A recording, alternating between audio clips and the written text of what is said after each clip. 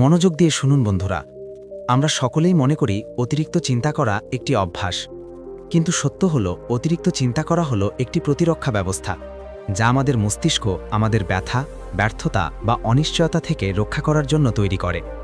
মনোবিজ্ঞান বলে যে যখন কোনো ব্যক্তি অনিরাপদ বোধ করে তখন মস্তিষ্ক কোনো বিপদ আসার আগেই আমাদের রক্ষা করার জন্য প্রতিটি সম্ভাবনা বিবেচনা করতে শুরু করে।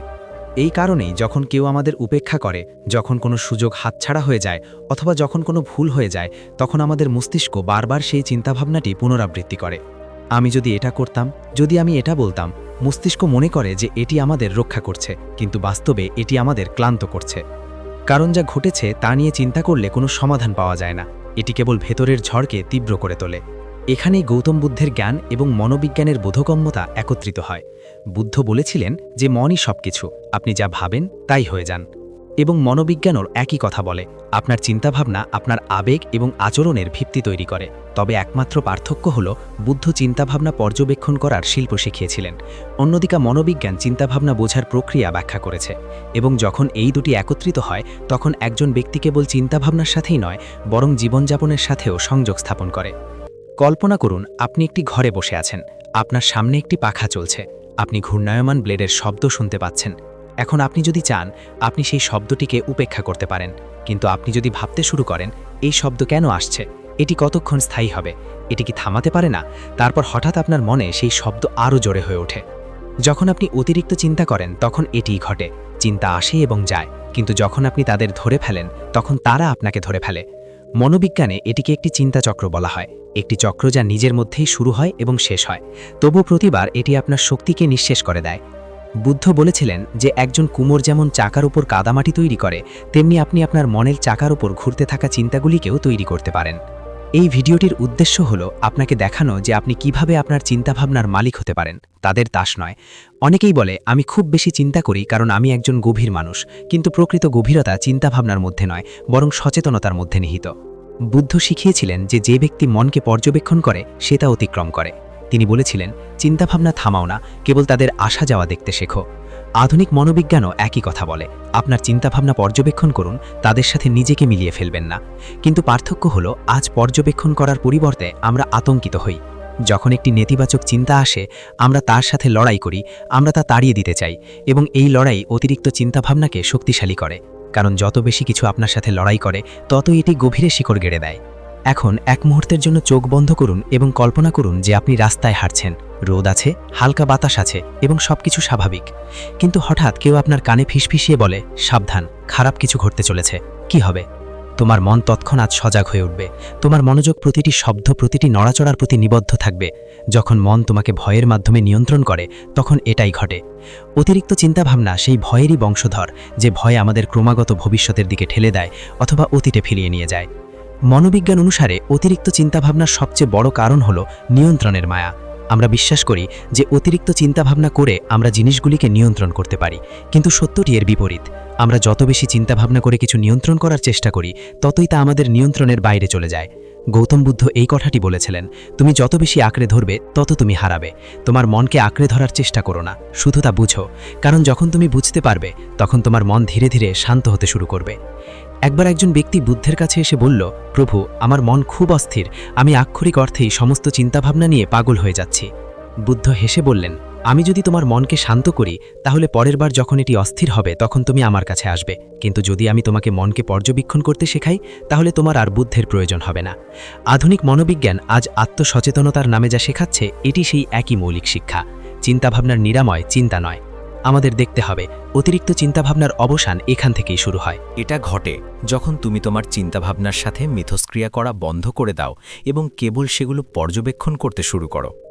যদি তুমি কখনো ভেবে থাকো যে অতিরিক্ত চিন্তাভাবনা একটি দুর্বলতা, তাহলে জেনে রাখো এটি দুর্বলতা নয়, এটি একটি ভুল নির্দেশিত শক্তি। তোমার মন খুবই শক্তিশালী, এটি প্রতিটি ছোট ছোট বিষয় বিশ্লেষণ করতে পারে, প্রতিটি সম্ভাবনা উপলব্ধি করতে পারে। কিন্তু যখন সেই একই মন নিয়ন্ত্রণের বাইরে চলে যায় তখন এটি তোমার সবচেয়ে বড় শত্রু হয়ে ওঠে। আর বুদ্ধ বলেছেন, তোমার মনকে জয় করো এবং তুমি বিশ্বকে জয় করবে। মনোবিজ্ঞান বলে তোমার মনকে আয়ত্ত করো, তোমার জীবনকে আয়ত্ত করো। উভয়ের অর্থ একই। তোমার মন তোমার আদেশের জন্য অপেক্ষা করছে, কিন্তু তুমি নিজেই তার আদেশের অধীনে বাস করছো। অতিরিক্ত চিন্তাভাবনার সবচেয়ে বড় সমস্যা হলো এটি আমাদের কর্ম থেকে বিভ্রান্ত করে। আমরা ভাবতে থাকি কখন সঠিক সময় আসবে, কখন সবকিছু নিখুঁত হবে, এবং আমাদের জীবন এই চিন্তায় কেটে যায়। মনোবিজ্ঞান অনুসারে যখন আমরা অতিরিক্ত চিন্তা করি তখন আমাদের মন বিশ্লেষণ পক্ষাঘাতের অবস্থায় চলে যায়। আমরা যত বেশি চিন্তা করি তত কম আমরা কাজ করি, এবং এই মুহূর্তটি যখন জীবন ধীরে ধীরে সরে যায়। বুদ্ধ বলেছিলেন, যা ঘটেছে তা ভুলে যাও, যা ঘটবে তা নিয়ে চিন্তা করো না, কেবল বর্তমানে বেঁচে থাকো। এটি কোনো আধ্যাত্মিক বিবৃতি নয়, এটি একটি সম্পূর্ণ মনস্তাত্ত্বিক সূত্র। কারণ স্নায়ুবিজ্ঞান দেখায় যে আমাদের মন কেবল বর্তমান মুহূর্তে কাজ করে। যখন আমরা অতীত বা ভবিষ্যতের কথা ভাবি তখন মস্তিষ্ক বেঁচে থাকার মোডে চলে যায় এবং হৃদয় নিজেই স্ট্রেস হরমোন বৃদ্ধি করে। এর অর্থ হলো আপনি যত বেশি চিন্তা করেন আপনার শরীর তত বেশি চাপে পড়ে। সুতরাং প্রশ্ন ওঠে, আপনি কি অতিরিক্ত চিন্তাভাবনা বন্ধ করতে পারেন? অবশ্যই, কিন্তু এটি থামানোর চেষ্টা করে নয়, বরং এটি বোঝার মাধ্যমে। কারণ একবার আপনি কিছু বুঝতে পারলে এটি আর আপনাকে আটকে রাখতে পারবে না।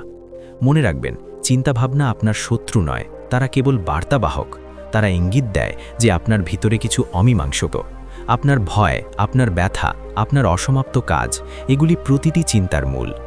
গৌতম বুদ্ধ বলেছিলেন যে মনের মধ্যে যা আছে তা পৃথিবী তৈরি করে। মনোবিজ্ঞান এটিকে বলে আপনার প্রতিনিধিত্ব আপনার বাস্তবতা তৈরি করে। উভয়ের অর্থ একই জিনিস। আপনার চিন্তাভাবনা আপনার পৃথিবী। আপনি যদি আপনার চিন্তাভাবনা পরিবর্তন করতে শিখেন তবে আপনার পৃথিবী বদলে যাবে। তবে এটি সর্বদা থামিয়ে দিয়ে শুরু হয়। এক মুহূর্ত থেমে, এক মুহূর্ত পর্যবেক্ষণ করে তোমার মন কি বলছে তা শোনো। কারণ যখন তুমি শুনতে শুরু করো তখন তোমার মন চিৎকার করা বন্ধ করে দেয়। এই ভিডিওর শুরুতে আমি বলেছিলাম, আজ আমি তোমাকে সেই সুইচে নিয়ে যাব যেখানে তুমি তোমার চিন্তাভাবনা নিয়ন্ত্রণ করতে পারবে। সেই সুইচটি কোনো বইতে নেই, কোনো মন্দিরে নেই, এটা তোমার ভিতরে আছে। যখন তুমি নিজেকে বলো আমি আর আমার চিন্তাভাবনার দাস থাকব না, তখনই এটা দেখা যায়। তুমি কি কখনো লক্ষ্য করেছ যে চিন্তাভাবনা তখনই বৃদ্ধি পায় যখন তুমি সেগুলো থামানোর চেষ্টা করো? তুমি বলো আমি আর এগুলো নিয়ে ভাবব না, এবং একই চিন্তাভাবনা আরও তীব্রভাবে ফিরে আসে। কেন এমন হয়? মনোবিজ্ঞান ব্যাখ্যা করে যে যখন আমরা কিছু এড়িয়ে যাওয়ার চেষ্টা করি তখন আমাদের মস্তিষ্ক তাতে বেশি মনোযোগ দেয়। একে রিবাউন্ড এফেক্ট বলা হয়। উদাহরণস্বরূপ, যদি আমি তোমাকে বলি 1 মিনিটের জন্য সাদা হাতির কথা না ভাবতে, তাহলে তোমার পুরো মনোযোগ সেই সাদা হাতির দিকে আকৃষ্ট হবে। চিন্তাভাবনার ক্ষেত্রেও একই ঘটনা ঘটে। তুমি যে চিন্তাভাবনাকে তাড়িয়ে দিতে চাও সেটি সবচেয়ে প্রভাবশালী চিন্তা হয়ে ওঠে, এবং এখান থেকেই অতিরিক্ত চিন্তাভাবনার আসল চক্র শুরু হয়। গৌতম বুদ্ধ 2500 বছর আগে এই সত্যটি বুঝতে পেরেছিলেন। তিনি চিন্তাভাবনাকে শত্রু মনে করেননি, তিনি সেগুলিকে বোঝার শিল্প শিখিয়েছিলেন। কারণ কোনো চিন্তাভাবনাকে নির্মূল করার চেষ্টা করা আগুনে তেল ঢালার মতো, যা আপনি নিভিয়ে দিতে চান। বুদ্ধ বলেছিলেন, চিন্তাভাবনা বন্ধ করো না, কেবল এটি আসতে এবং যেতে দেখো, যেমন মেঘ আসে এবং যায়। মনোবিজ্ঞানও একই কথা বলে, চিন্তাভাবনা স্থায়ী নয়। ব্যস্ত না থাকলে এগুলি চলে যায়, কিন্তু আমরা কি করি? আমরা প্রতিটি মেঘকে আঁকড়ে ধরতে চাই। আমরা এটিকে বুঝতে চাই এবং ধীরে ধীরে এতে হারিয়ে যেতে চাই। মনের একটি অদ্ভুত প্রবণতা রয়েছে, এটি অসম্পূর্ণ কাজগুলি সম্পূর্ণ করতে চায়। একে গিগারিক প্রভাব বলা হয়। যখনই কিছু অসম্পূর্ণ থেকে যায়, কারো সাথে ঝগড়া, একটি অব্যক্ত কথা, একটি অসম্পূর্ণ স্বপ্ন, মন বারবার সেখানে ফিরে আসে। এটি ভাবে, যদি আমি এটা বলতাম, যদি আমি এটা করতাম, কিন্তু বাস্তবে এটা অতীতকে পরিবর্তন করতে পারে না। এটা কেবল তোমাকে ক্লান্ত করতে পারে। এই কারণেই গৌতম বুদ্ধ বর্তমান মুহূর্তকে এত জোর দিয়েছিলেন। তিনি বলেছিলেন, অতীত চলে গেছে, ভবিষ্যৎ এখনও আসেনি, কেবল এই মুহূর্তটি সত্য। মনোবিজ্ঞান এই মননশীলতাকে বলে, অর্থাৎ বর্তমানে সম্পূর্ণরূপে উপস্থিত থাকা। কারণ যখন আপনি বর্তমানে বাঁচতে শেখেন তখন মন দুটি কাজ থেকে মুক্তি পায়। অতীতকে ঠিক করতে বা ভবিষ্যতের বিষয়ে চিন্তা করতে হয় না, এবং সেখানেই আপনার মন শান্ত হতে শুরু করে। এখন ভাবুন, আপনি কতবার একটি ছোট জিনিসকে এত বড় করে তুলেছেন যে এটি আপনার ঘুম, আপনার মেজাজ, আপনার দিনকে গ্রাস করে। কেউ হোয়াটসঅ্যাপে উত্তর দেয়নি, কারোর সুর একটু ভিন্ন ছিল, এবং আপনি 10টি গল্প তৈরি করেছেন। কখনো ভেবে দেখেছেন কেন?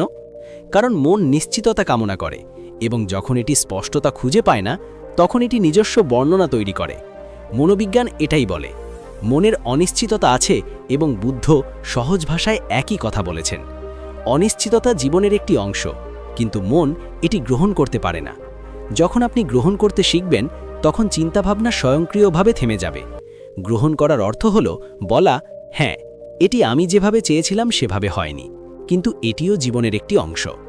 গ্রহণযোগ্যতা হলো অতিরিক্ত চিন্তাভাবনার সবচেয়ে গভীর প্রতিকার, কারণ আপনি যখন গ্রহণ করেন তখন মনকে আর লড়াই করার প্রয়োজন হয় না এবং নিজেই শান্ত হয়ে যায়।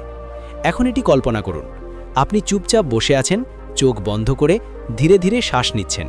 একটি চিন্তা আসে, আগামীকাল অফিসে আমার কি বলার আছে। আপনি সেই চিন্তাটি লক্ষ্য করুন, কিন্তু এটির পিছনে ছুটবেন না। এটি চলে যাবে এবং আরেকটি আসবে। যদি আগামীকালের সভা খারাপভাবে চলে তবে তাও লক্ষ্য করুন।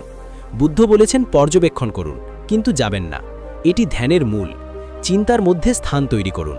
আর স্নায়ুবিজ্ঞান আরও বলে যে যখন আপনি চিন্তাভাবনায় ডুবে থাকার পরিবর্তে সেগুলো পর্যবেক্ষণ করেন, তখন মস্তিষ্কের অ্যামিগডালার কার্যকারিতা কমে যায় এবং শান্তি বৃদ্ধি পায়।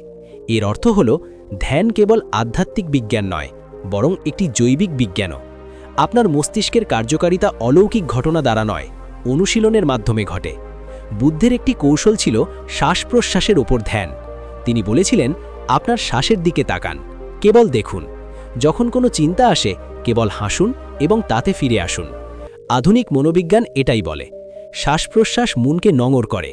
শ্বাস হলো সেই সেতু যা আপনাকে চিন্তার জঞ্জাল থেকে বের করে বর্তমানের দিকে নিয়ে যায়। প্রতিটি গভীর শ্বাস একটি নতুন মুহূর্ত, একটি নতুন সুযোগ। আপনি যখন প্রতিদিন 10 মিনিটের জন্য এটি অনুশীলন করেন, তখন আপনার মন ধীরে ধীরে শান্ত হয়। আপনি চিন্তা করার আগে পর্যবেক্ষণ করতে শেখেন এবং এটিই রূপান্তরের সূচনা। এখন আমরা আরও গভীর স্তরে প্রবেশ করি।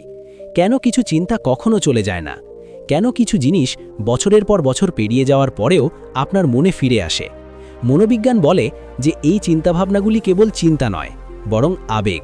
প্রতিটি অপূর্ণ আবেগ, প্রতিটি চাপা ভয়, প্রতিটি অপ্রকাশিত ব্যথা শক্তিতে পরিণত হয় এবং ভেতরে আটকা পড়ে এবং চিন্তার আকারে বারবার উঠে আসে। বুদ্ধ বলেছিলেন, যা অনুভব করার বাকি থাকে তা মন থেকে বের হবে না। অর্থাৎ যতক্ষণ না আপনি আপনার আবেগ বুঝতে পারেন, ততক্ষণ এটি একটি চিন্তার আকারে আপনাকে তাড়া করে বেড়াবে। সেই জন্যই বুদ্ধ বিপাশনার পদ্ধতি দিয়েছেন, যেখানে আপনি নিজেকে পর্যবেক্ষণ করেন, আপনার মনের প্রতিটি স্তর, পালিয়ে না গিয়ে, লুকিয়ে না থেকে। আপনি দেখতে পান যে আপনার চিন্তা কোথা থেকে আসে এবং ধীরে ধীরে আপনি বুঝতে পারেন সেই চিন্তা আমি নই। আপনার এবং আপনার চিন্তার মধ্যে দূরত্ব যত বাড়বে, মন তত শান্ত হবে। এখন আপনার জীবনটি একবার দেখুন। আপনি কতবার মনে করেন, আমি যদি এটি করতাম তবে সেই চিন্তা কি পরিবর্তন করেছিল? এটি কিছুই পরিবর্তন করেনি। এটি কেবল আপনার শিখাকে ভারাক্রান্ত করে তুলেছে। বুদ্ধ বলেছিলেন যে যা চলে গেছে তা ধোঁয়ার মতো। এটি কয়েক মুহূর্ত বাতাসে থাকে এবং তারপর অদৃশ্য হয়ে যায়। আপনি কেন এটি ধরে কাঁদছেন? মনোবিজ্ঞান আরও বলে যে মনের কাজ হলো সুরক্ষা করা, নিরাময় করা নয়। আপনি যখন পুনরাবৃত্তি বন্ধ করেন, তখনই নিরাময় শুরু হয়। অর্থাৎ মন সুরক্ষা চায়, কিন্তু শান্তি তখনই আসে যখন তুমি হাল ছেড়ে দিতে শেখো। একটা গল্প আছে। একজন সন্ন্যাসী নদী পার হচ্ছিলেন। পথে তিনি এক মহিলাকে দেখতে পেলেন, যাকে নদী পার হতে ছিল, কিন্তু জল খুব দ্রুত ছিল। সন্ন্যাসী তাকে তুলে নদী পার হতে সাহায্য করলেন। কিছুক্ষণ পর তার সহসন্ন্যাসী বললেন, তুমি একজন মহিলাকে স্পর্শ করেছ, এটা নিয়মের বিরুদ্ধে। প্রথম সন্ন্যাসী হেসে বললেন, আমি তাকে নদী পার হতে সাহায্য করেছি। এটা তোমার বিরুদ্ধে। প্রথম সন্ন্যাসী হেসে বললেন, আমি এটা নদীর ওপারে রেখে এসেছি, কিন্তু তুমি এখনও এটা তোমার মনে বহন করে আছো। অতিরিক্ত চিন্তাভাবনার এটাই সত্য, যা আমাদের ছেড়ে দিতে হবে। আমরা এটাকে ভেতরে ভেতরে বহন করে চলেছি। এখন প্রশ্ন জাগে, মন কি সম্পূর্ণরূপে শান্ত হতে পারে? বুদ্ধ বলেছেন, মনকে ধ্বংস করো না, এটাকে সচেতন করো। মনোবিজ্ঞান একই কথা বলে। সচেতনতা স্নায়বিক পথ পরিবর্তন করে। যখন তুমি ভয় ছাড়াই, প্রতিরোধ ছাড়াই তোমার চিন্তাভাবনা পর্যবেক্ষণ শুরু করো, তখন মস্তিষ্ক নতুন স্নায়বিক সংযোগ তৈরি করে। ধীরে ধীরে তোমার ডিফল্ট প্যাটার্ন বদলে যায়। সব কিছু নিয়ে অতিরিক্ত চিন্তা করার পরিবর্তে তুমি সব কিছু পর্যবেক্ষণ করতে শুরু করো, এবং এটি অতিরিক্ত চিন্তাভাবনা থেকে সচেতনতার দিকের যাত্রা। এখন এই যাত্রাটিকে আধুনিক জীবনের সাথে একটু সংযুক্ত করো। সকালে ঘুম থেকে ওঠার সাথে সাথে তুমি তোমার ফোন তুলে তোমার বিজ্ঞপ্তিগুলি পরীক্ষা করো। তারপর তোমার মন ভাবতে শুরু করে, কি বলেছে, কেন তারা এটা বলেনি, আমার কি করা উচিত। এবং এটি না বুঝেই তুমি সেই ডিজিটাল লুপে আটকে যাও। প্রতিটি স্ক্রল তোমার চিন্তাভাবনাকে আরও অস্থির করে তোলে। মনোবিজ্ঞান একে ডোপামিন লুপ বলে। মন ক্রমাগত নতুন তথ্য থেকে ছোট ছোট আনন্দ খোঁজে, কিন্তু অবশেষে এটি ক্লান্ত হয়ে পড়ে। এই কারণেই বুদ্ধ বলেছেন, যে বাইরে ছুটে যায় সে ক্লান্ত হয়ে পড়ে, যে ভিতরে ফিরে আসে সে শান্তি পায়। আপনাকে যা করতে হবে তা হলো কিছুক্ষণের জন্য নিজের মধ্যে ফিরে আসা। আপনার ফোন, পৃথিবী এবং আপনার চিন্তাভাবনাগুলিকে পিছনে ফেলে দিন এবং নিজের সাথে কিছু মুহূর্ত কাটান। এখানেই চিন্তাভাবনা ধীর হয়ে যায়। মাঝে মাঝে নিজেকে এই প্রশ্নটি জিজ্ঞাসা করুন, এই চিন্তা কি এখনই প্রয়োজনীয়? উত্তর সর্বদা না হবে। প্রতিটি চিন্তা আপনার জন্য কার্যকর নয়। কিছু চিন্তা কেবল মেঘ অতিক্রম করছে, তাদের যেতে দিন, কারণ আপনি মেঘ নন, আকাশ। এবং যখন আপনি এটি বুঝতে পারবেন তখন কিছুই আপনাকে বিভ্রান্ত করতে পারে না। এখন একটি ছোট্ট অনুশীলনে মনোনিবেশ করুন। প্রতিবার যখন আপনার মন দৌড়াতে শুরু করে, থামুন, গভীর শ্বাস নিন এবং নিজেকে বলুন, এই চিন্তা আমার নয়, এটি কেবল চলে যাচ্ছে। আপনি লক্ষ্য করবেন যে আপনার মন ধীরে ধীরে শান্ত হয়ে যাচ্ছে। এটি জাদু নয়, এটি অনুশীলন।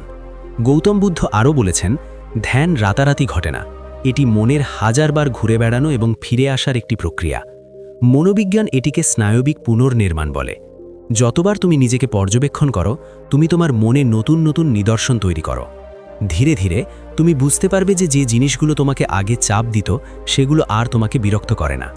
এগুলো কেবল ঘটনা যা আসে এবং যায়। এটাই প্রকৃত স্বাধীনতা, চিন্তা ভাবনা থেকে মুক্তি। বুদ্ধ বলেছিলেন যে যখন তুমি মনকে চিনবে তখন আর কোনো মন অবশিষ্ট থাকে না। মনোবিজ্ঞান বলে যে মেটা সচেতনতা শনাক্তকরণের সমাধান করে। উভয়ের অর্থ একই জিনিস। যখন তুমি একজন পর্যবেক্ষক হও তখন চিন্তাবিদ অদৃশ্য হয়ে যায় এবং সম্ভবত এটিই জীবনের সবচেয়ে সুন্দর অবস্থা। যখন তুমি বুঝতে পারো যে শান্তি তোমার ভেতরেই আছে, বাইরে নয়। যখন তুমি বুঝতে পারো যে চিন্তাভাবনা পরিবর্তন করার দরকার নেই, তোমাকে কেবল সেগুলো পর্যবেক্ষণ করতে হবে। তারা নিজে থেকেই বদলে যাবে, ঠিক যেমন স্থির জল ধীরে ধীরে পরিষ্কার হয়ে যায়। এখন এই মুহূর্তটি সম্পর্কে চিন্তা করো। তোমার ভেতরের অশান্তি কি একটু কমে যায়নি? কারণ তোমার মনোযোগ আর চিন্তাভাবনার উপর নয়, বরং পর্যবেক্ষকের উপর। এবং সেই পর্যবেক্ষকই তোমার প্রকৃত চেতনা, যা চিরকাল শান্ত থাকে। কখনো কখনো জীবন আমাদের এমন একটি অবস্থানে নিয়ে যায় যেখানে কেবল দুটি পথ থাকে। এক, চিন্তা করতে থাকো এবং সেখানেই থাকো, অথবা অন্য, চিন্তাভাবনা ত্যাগ করো এবং এগিয়ে যাও। প্রকৃত বিজয়ী তারাই যারা পরেরটি বেছে নেয়, যারা চিন্তা করে কিন্তু চিন্তায় আটকা পড়ে না, যারা অনুভব করে কিন্তু মনের ঝড়ে ভেসে যায় না, যারা জানে যে প্রতিটি চিন্তা, প্রতিটি আবেগ, প্রতিটি ভয় কেবল একটি ঢেউ। এটি আসে এবং যায়, কিন্তু সমুদ্র সেখানেই থাকে, শান্ত, গভীর, স্থির। এবং যখন তুমি তোমার ভেতরে সেই সমুদ্রকে চিনতে পারো, তখন জীবন তোমার সাথে খেলা বন্ধ করে দেয়। তখন আর কিছুই কষ্ট দেয় না, কোনো ভয়ই বেশি অপ্রতিরোধ্য বোধ করে না।